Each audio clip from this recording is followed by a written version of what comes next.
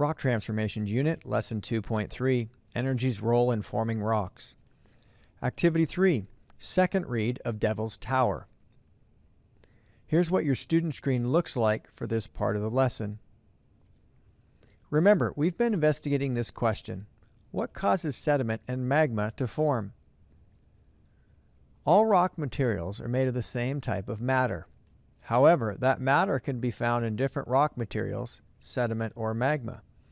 The rock material that forms is based on where the initial rock was located within the Earth's layers, and, therefore, what kind of energy it was exposed to. Energy from the Earth's interior can only melt rock to form magma, and energy from the sun can only cause weathering, which can cause rock to transform into sediment.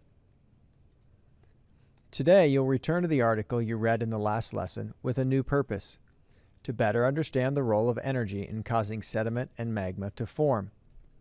Rereading a text multiple times is something that sophisticated readers do in order to better understand the difficult concepts presented in the text. You will only read from the third paragraph to the end of the article.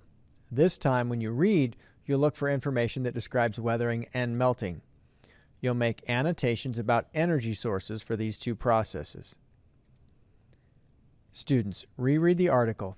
Mark sections describing weathering and melting, and then answer the question. Discuss your annotations and your responses to the question. You can revise what you wrote based on discussion if you want. Key concept: sediment forms when any type of rock is weathered, a process driven by energy from the sun.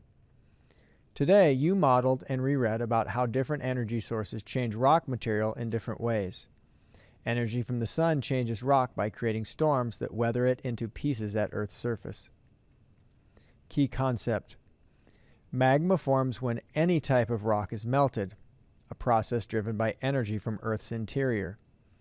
Energy from Earth's interior changes rock by heating it so much that it melts deep inside the Earth. Key concept: energy and matter.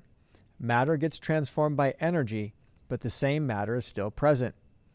In both the case of sediment forming and magma forming, the rock material transforms, but the same matter is still there.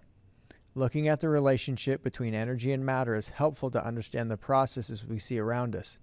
Scientists study how energy transforms matter in multiple areas of science. End of activity. Be sure to complete all your student work in Amplify for this activity before moving on.